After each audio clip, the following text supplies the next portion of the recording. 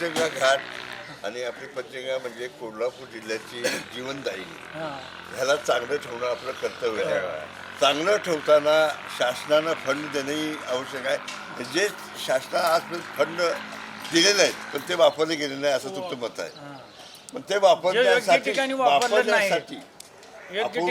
active होऊन त्याच नाही. पद्धतीनं वापरण्यास त्याला बाधित केलं पाहिजे. म्हणजे समजा या विकासासाठी 5 कोटी रुपये आले, ते 5 कोटी व्यवस्थित वापरले जातात का? नाही.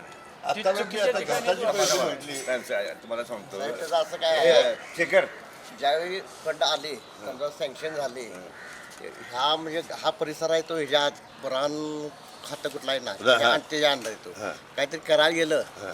तरी आपल्या इथले बंद खातं वन खातं नाही, मग? पुरातन ब्ल्यू लाईन हा ते हे करून देत नाहीत. खरं तर नदीच्या शेजारी पूल येणारच. नाही पुराण खातं आहे हा. ना ते परवानगी देत नाही. हा पुरातत्व खातं. पुरातत्व खातं ते परवानगी देत नाही. इथं प्रोजेक्टला इथं परवानगी मिळाली होती हा. इथली की तुम्हाला काही करू शकत नाही तुम्ही बांधकाम. ओके. त्यामुळे ते काय करता म्हणजे पुरातत्व खात्याचं ज्या काही आता ज्या अटी जात आहेत त्याचं काय त्या त्याचं काय ती लोकशाही दूषित आता नाही आहे. आता हा नवीन पूल बांधलाय ना लोकशाही दूषित नाही का? पुरातत्व विभागानं ह्या परवानग्या मिळायला पाहिजे. जतन केलं पाहिजे. जतन न करता आता पन्हाळ्याला बघतो किंवा जे जुन्या इमारती होतं त्याची पडझड चालली आहे. पडझड हात लावण्याचा असा कायदा नाही. हात लावता येतोय आहे त्या पद्धतीने करायची. म्हणजे जुनी बिल्डिंगची रिपेअरी करता बरोबर आहे. त्याचं अस्तित्व ठेवून करायचं. आणि तसं आता हा नवीन जो पूल बांधलाय हा. तो पूल बांधायला साधारण किती वर्ष लागले असतील तुम्हाला वाटते? आठ ते 10 वर्ष लागली. त्याला कारण का तो छत्रपती शाहू महाराजांचा तो हौद हौद आहे. आहे तो पाडायचा नाही. हा. इकडून आमच्याकडून घ्यायचं नाही, इकडून हे व्हायला नको.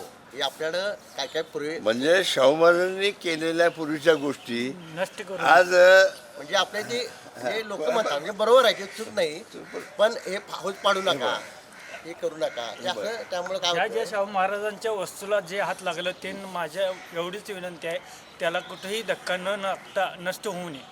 शाहू पण त्या महाराजांच्या रिपेअर तर झालं पाहिजे. हा रिपेरी तर त्याचा जसा आहे तसा रिपेरी हवा अशी विनंती आहे माझी. कोल्हापुरात थेट पाईपलाईन झाली किती वर्ष आता झाली सुरू आहे, प्रॅक्टिस सुरू नाही आहे.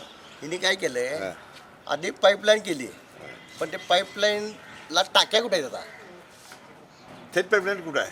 थेट पाईपलाईन पूर्ण झालेली आहे थेट योजना. पाईपलाईन आहे तिथं उपसा करून वरती टाकलं तिथं पाणी सायपल पाणी नाही आहे, नाही हा. ती पूर्वीची योजना होती ती चांगली आहे. आता कोल्हापूरला इथं आता बालिंग्याची योजना आहे, ओके.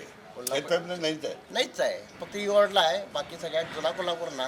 आणि बालिंगा योजना ही सक्षम योजना आहे, पूर्वीपासून चालू आलेली आहे. त्याला लाईट लागत नाही, काही लागत नाही.